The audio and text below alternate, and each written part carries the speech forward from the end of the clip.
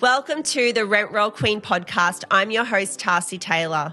Running a real estate business can be tricky with so many aspects to navigate. In this podcast series, I am going through everything that you need to know about running a real estate business, whether you're a seasoned real estate business owner, new business owner, or somebody trying to get into entrepreneurship. This podcast is for you. We're working through social media, buying and selling rent rolls, and how to have a profitable business. So follow, like, and subscribe, and don't miss an episode, and don't forget to share this with your friends in real estate. Welcome back to the Rent Roll Queen podcast. Today's episode is sponsored by Buy a Rent Roll, where deals meet destiny. How Joel Davis went from unsuccessful carpenter to successful real estate businessman. Owning two businesses, Image Property, with now over 5,000 properties under management and a sales force of 85, plus StaffLink, who now empowers real estate businesses through VA support throughout Australia. Welcome to the show, Joel. Thank you for being on the show.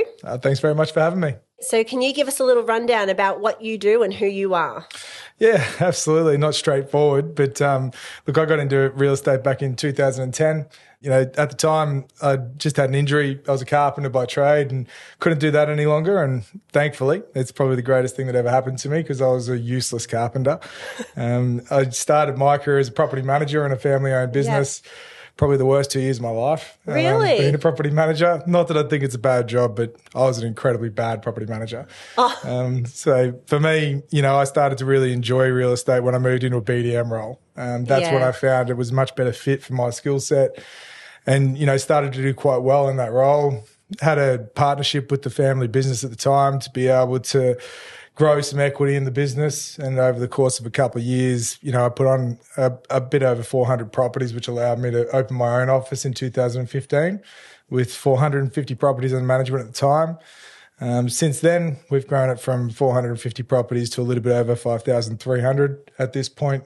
It's insane. We started the sales side of the business in 2019. As of today, we've got about 85 sales agents that sell a bit over 100 properties a month on average at this point. So it's been a really, really significant period of growth for us. And I think back in 2019, at the same time, a lot of the systems and processes that we were having a lot of success with, we realized there was a need for that within the industry as well. Yeah. And that's where StaffLink was born. You know, so for us, it was about being able to not only introduce outsourcing into your business, but be able to introduce it via a platform and a system that was already in place. It was tried, it was tested, it was proven within a business that was still in the market. And, you know, I think for us, that's what really resonated with a lot of the people that we were talking to at the time. I was doing some training for the Real Estate Academy at the time, and that's really where it was born. So, you know, for us, that business has now grown to be a business that supports about 250 businesses across the country, collectively managing a little bit over 180,000 properties on the platform, and collectively selling a bit over 37,000 properties per year using our outsourcing team in the Philippines and using the platform that we set up and roll out with them.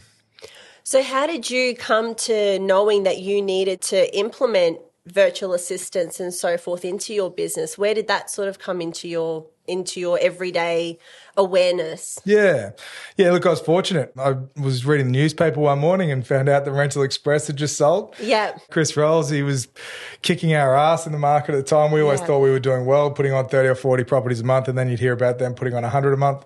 So the moment I heard that, I reached out. He was great. He sat down with me over lunch for about 2 hours, told me everything, told me that outsourcing was critical to the growth and the scalability of their business. And so I took that advice. I was on a plane to the Philippines 2 weeks later, hired 2 staff while I was there and spent a week and a half training the initial system and process with them.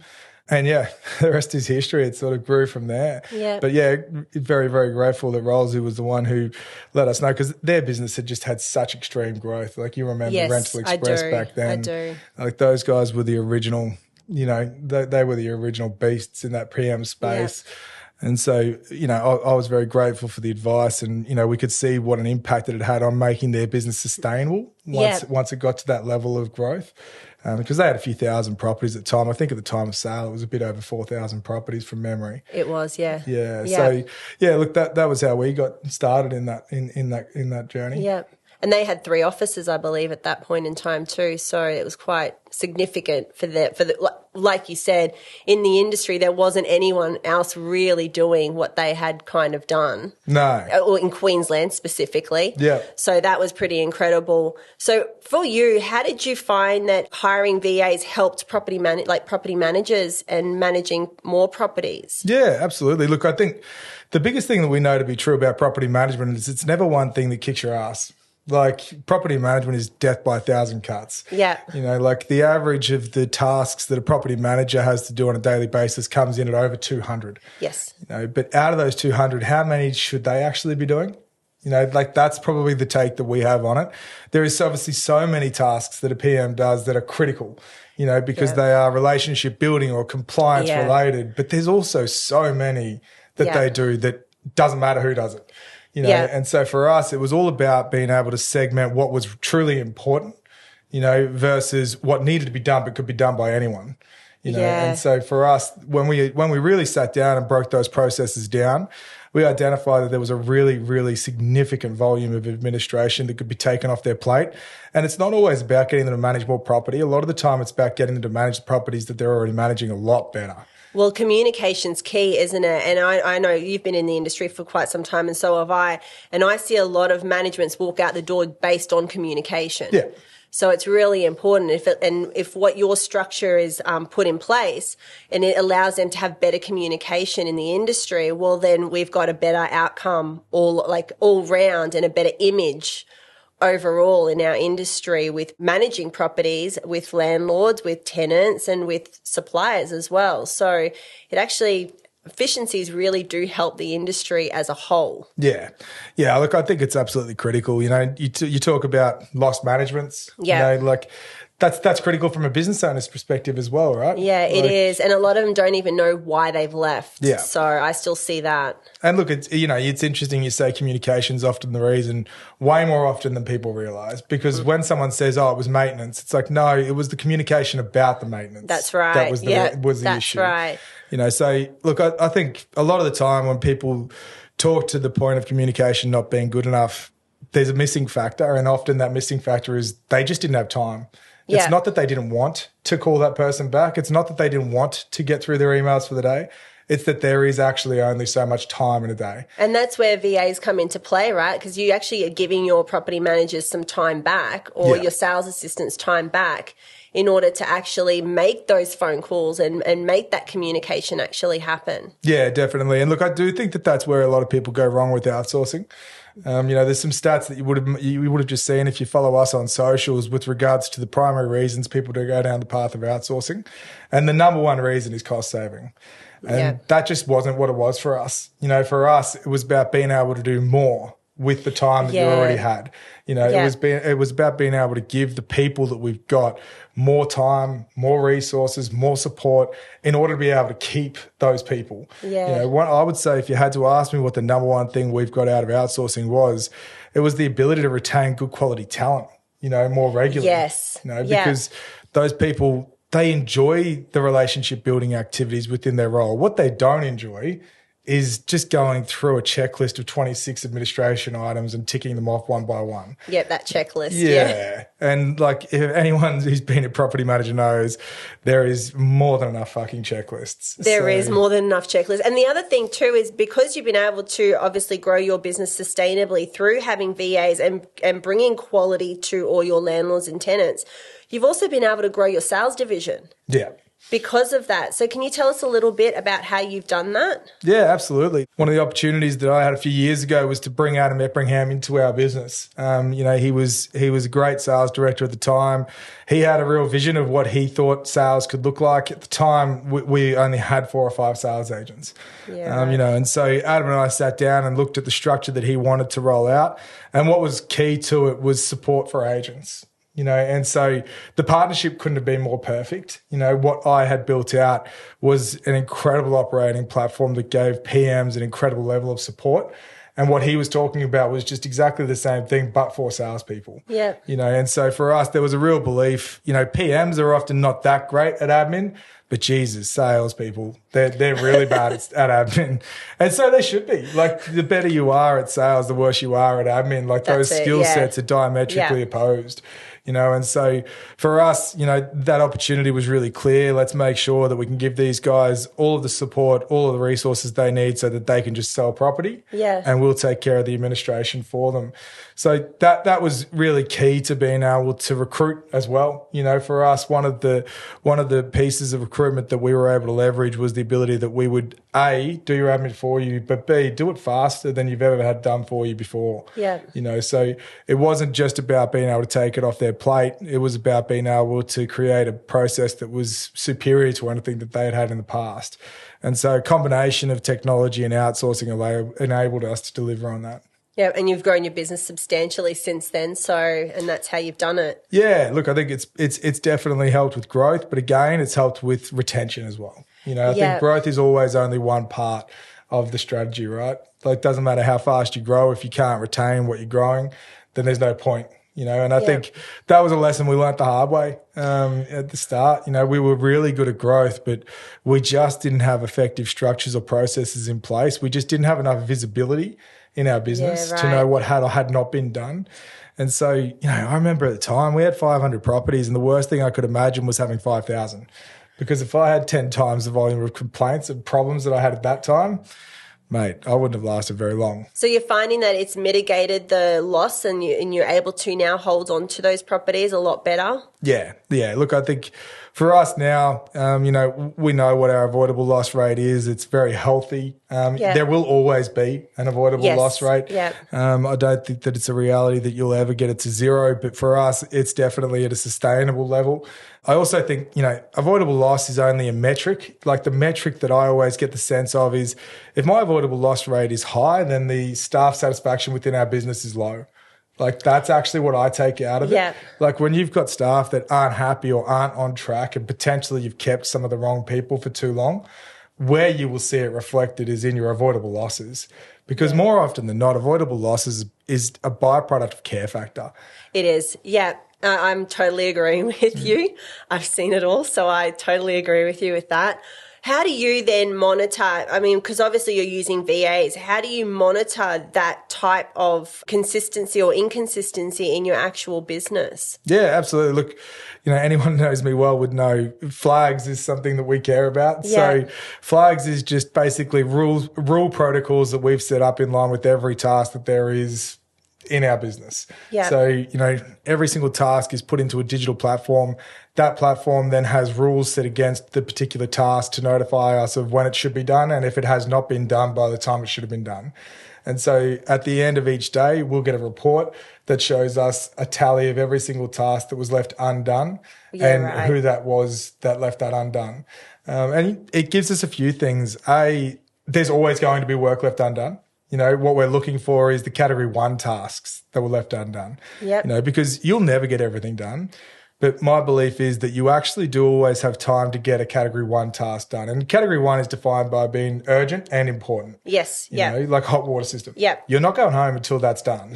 You know, so for us, that ability to be able to monitor the fact that those things have never been left undone. Then in category 2 tasks, important but not yet urgent. You know, very mindful of how many of them are left undone at the end of a day. And so when we get those tallies, we get it by office, then we get it by individuals as well. And often what happens is you do see a trend upwards of these tasks that have been left undone. And so it's a lead indicator of the fact that that person is under pressure. And so it might be that they're under pressure because of personal factors or work factors. It's not always work. But for us, what that allows us to do is it allows us to step in and give support. Because what happens is if someone doesn't get that support whilst they're under the pump and whilst they're falling behind, it turns into a death spiral. You know, each day you fall further and further behind. The further behind you become, the more reactive you become, the more work there is to be done. And one of the big things that I've learnt over time is once you have left things undone, it's not the same as you might have had 100% of work previously, but as soon as you've left things undone for a period of time, it's now turned into 130 or 140%. because you've now I've seen it so many times where the staff members have just left it, let it go. And because a lot of times too, and I hate saying this, but a lot of the principals and business owners, they're not actively involved in their property management departments. Generally, they're either sales dominant, or they're just managing a whole business. So they're not actively involved. So they're not even aware of what's actually, what's been missed until, like you said, shit hits the fan. So with that, I guess it's how do you monitor, because then you've got your VAs and so forth. So how are you monitoring your VAs to make sure that they are keeping up with the workload to help the property managers, and then monitor the property managers to make sure that basically everything's aligned and going well so that we can start avoiding this? Yeah, absolutely. It's identical. So the way we manage onshore and offshore is identical. So the workflow platform that we use, the hub, which is what our workflow is built within, that allows us the visibility of what the onshore have done or have not done. Offshore, same thing. So that's critical, because as an onshore team member, as a property manager, if you've got things that the offshore team are doing for you, sometimes you will just want to go and do it yourself. So for our guys, it's a matter of toggling the bar between onshore and offshore, and then they can see all of their work that is pending offshore. And if they want to do that themselves, they can, and it eliminates it from the workflow of the offshore team at that point. Right. So for us, having the management of the onshore and offshore team in the same platform and the same process is critical, because otherwise you've got to learn two totally different systems, which is crazy. So for us, we manage and treat our onshore exactly the same as we do our offshore. Like, there's no real difference in terms of how we delegate the work and how we assess what work has or has not been done, and then how we address what support or training is needed. So you're watching everything that is going on with your, like the businesses that come on and they're on board with you. Yep. You're monitoring what is going on between the agency and the VAs constantly as well. Yeah, absolutely. So you can see what's going on. Yeah, well, that's a really critical part of what we do. Like, people talk about staffing and it's hard to explain what we do, but one of the things we say is we turn the lights on. Like, you can actually see what's going on now. You can actually see what's not done. And, where a lot of people go wrong with outsourcing is they're like, oh, yeah, we tried outsourcing. I'm like, oh, okay, how are you delegating the work? Oh, we just emailed everything over. I'm like, yeah. So how do you know what you've sent them and what has been done or hasn't been done? Like, where's your tasks to know what's actually been going on? And then a byproduct of that is that when you're emailing them, you are asking a team offshore to do something differently every single time as well. Yes. Oh, yeah, I can't see any problems coming off that. Oh, no, none at all. None at all. Oh, my goodness. And so for us, every single task has a predetermined method of being delegated. So you've got a procedure in place that they just have to follow. Yeah, correct. And they don't actually have to ask for anything. Like, as soon as we have a task that is completed, if there is a vacate completed, then at that point in time, once the onshore PM puts that vacate down as complete, it will automatically trigger the offboarding process that the offshore team can help us with. So if that process was to trigger notification to body corporate or council rates or anything like that, that we are no longer managing this property, please stop sending the mail to us from this property. There is a list. So it sends out the communication as well to get that sorted, or does that go back to the property manager to sort out? It'll go back to the offshore. It'll automatically create a list of tasks to be done based on that property. So if that property's profile had it that we were paying the council rates or we were paying the water rates for that owner, then it will automatically create a task for us to notify those authorities of the fact that we no longer manage that property. So it's just about being proactive, and no one needs to tell anyone. Like, there's just a rule systems that's set up in the back of the system, which once you have said that if this and this and this is the case, then it will automatically create those tasks to be done. That's fabulous. Yeah. Look, there's huge wins to it, because whilst outsourcing is a big part of it, we're not all about outsourcing. Like, for us, some things shouldn't be outsourced. They should just be completely automated. I agree. Yeah. And so for us, it's not one or the other, it's both. Another thing that I find as well, a lot of agencies don't know how to use their software correctly to automate. Yeah. So when you've got a system that can already be automated like yours, like you said, you've got the hub. Yeah. And the hub, I've seen the back end, and I quite like the back end. But when you can basically tick something and all of a sudden it just triggers everything to be done automatically, and you know for sure that that's going to be taken care of, that allows you to relax and basically take on the next next property that you have to actually deal with instead of dealing with that one That's issue. really well said, actually. Like that, we refer to that as decision fatigue. Yeah. It's like, do we really need these guys to then go through and say, make sure you do this, this, this, and this? Like, we know how that process works. We can create automations that will resolve that from being a task that needs to be delegated. And I think for us, the less decisions that we can have a property manager or an admin person or a sales agent making, the better. Because I am a believer that there is only so many decisions you can make on a daily basis. You know, everyone that works with me for a period of time knows if you want something out of me, get to me early in the day. Like I typically get pretty grumpy and pretty cranky by the end of the day. It's good to know. Yeah. Glad I got you on me early. Yes. Yeah, well done. So yeah, look, I'm a big believer in making sure that we don't get people having to make decisions about things that should already be done. Yeah, no, I'm agreeing with that. So for somebody who's got, say, 100 managements, they've literally just got a small portfolio, is it worth them getting a VA? Yeah, look, it's a tough question. I guess, you know, I guess the questions you would need to ask is, have they got 100 and are they growing by 10 a month? Yeah. So if you've got 100 and growing by 10 a month, absolutely, because that means you've got a business that can grow out to 800 based on a level of attrition of 12 to 13%. Yeah. You know, and so if that growth trajectory is there, then it's justifiable. If you've got 100 and you're putting on one a month, then mate, you probably can't afford it because you don't have the income. Yeah, so it's basically you want growth. If you're wanting to grow your business and you actually are taking it serious and you've actually got a trajectory of a future, then it's something that you should really be looking at and getting somebody on board to really assist you with that growth while you continuously, because the other problem we've got in property management is our labour force at the moment. Yeah. So you want to keep the best talent for as long as possible, but how do you do that if they're going to become overwhelmed? Yeah. No, absolutely. I think that's well said. You know, you do need to be a business that is, you know, you've got a plan, you know, you're serious about it. You're actually trying to make the business more sustainable, more scalable. You know, I think as soon as you do that, the business becomes more saleable as well. You know, and I think that's really what we are perfect for is businesses with that growth mindset. Yeah. You know, so yeah, look, I don't think that it's off the table for anybody, but you know, there are businesses out there that have 100 and 200 properties and that's all they want. Yes, there is. Yeah. And at that point in time, you don't need to go down the path of developing, you know, significant structure and process and mandating it because honestly, there's probably only one person in the business. So, well, that's true. And the thing is, June, I just want to go back to what you said about having a saleable business, right? Because your rent roll is your saleable asset. Yeah. And I do due diligence. That's what I do. So if somebody else can, you know, make sure that all the process and procedures have been followed correctly and you can get that down right when it comes to due diligence and I've got to go in on behalf of a buyer and scrutinize the portfolio, it would make things a lot better and allow you to keep that, you know, saleable asset as high as possible so that you can get, you know, retain basically the highest multiplier in the market. Yeah, definitely. And look, we've seen that. We've seen within our client base, we have had transactions, even one for myself, a business on the Sunshine Coast that was a client of ours, and he approached me and said, look, I'm selling the business, thought I'd ask and see if you're interested.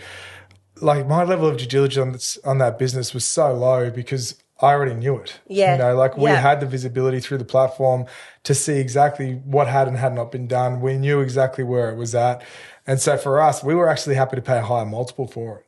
Yeah, because you knew it had been maintained and looked after the whole time. Yeah, so. And we also knew that we weren't going to have to come in and completely overhaul it. Yeah. You know, like we also were willing to pay a premium for the fact that they'd done a lot of the work with rolling out that system, process and structure that we like. So for us, look, we would always be happy to pay a higher multiple for a business that already had that in place. Because honestly, like you go to assess some of these businesses. I'm in the market for a rent roll at the moment, and there was a business that we looked at recently and stopped looking at it pretty quickly. You know, it's still on rest. You know, it's not yet cloud based. There's so many of those that are still there that are not cloud based, or they're still paper, like they're not a paperless office. No.